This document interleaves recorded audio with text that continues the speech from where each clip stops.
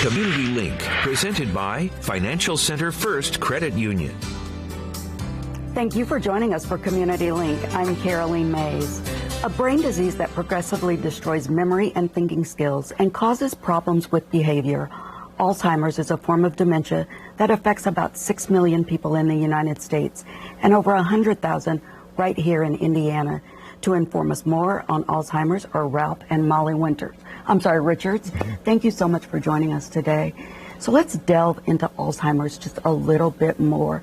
Talk about the symptoms and the way that Alzheimer's affects people. That's a good question. The symptoms, there are classic symptoms such as memory decline. In other words, forgetting recent learned information, repeating yourself, repetitiveness, constantly repeating themselves, confusion of time and place, as well as difficulty in word finding. Not able to complete a sentence because they can't find the word for it to make sense. So how does the disease progress? Okay, the disease progresses from very mild, where people are still able to be employed, to it gets to the point where they're bedfast. And we see it in 3 different stages, and it progressively people lose their ability to take care of themselves, to speak, to move, to remember things. So what are the risk factors of Alzheimer's? Is it age? Is it heredity? Well, there's a multiplicity of reasons or risk factors. And let me just say this, is that risk means not necessarily they're going to get it, but they're at greater risk of getting this. But what is age? Age is the single most significant risk.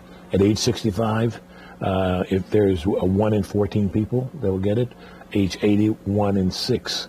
But every 5 years, the risk doubles.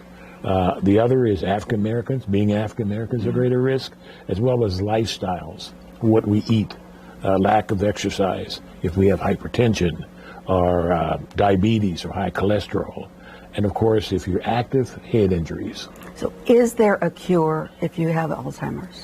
Well, currently there's not a cure, but there's a lot of research going on as far as looking at disease-modifying medications, and there's one that's going to be coming out very soon, and a couple more in the next year. So there are caregivers who have to take care of, obviously, Alzheimer's patients. Talk about the caregivers and what the needs are for them. Well, the caregivers are burdened with a lot of things, especially taking care of their loved one. There's financial burdens, and caregivers often don't take care of themselves, so they're at 68% higher risk for having diseases themselves. Wow. And but the financial piece is really big, and the stress that's on them, and the fear of the future. You know, how am I going to take care of my loved one? What's going to happen? So there's a lot on caregivers, and most of the caregivers are women. So you are chairing an event to help those with Alzheimer's and the caregivers. Talk about that event. Give us more information on it. That is an exciting time that we put together. This has been in the works for over several months, I should say. It's going to be at Eastern Star Church. It's an Eastern Star Church and Alzheimer's event, and it'll be held at the Eastern Star main campus on 5750 East 30th Street. It's the main campus, and it's on Saturday, October the 15th, from 9 o'clock until 1:30.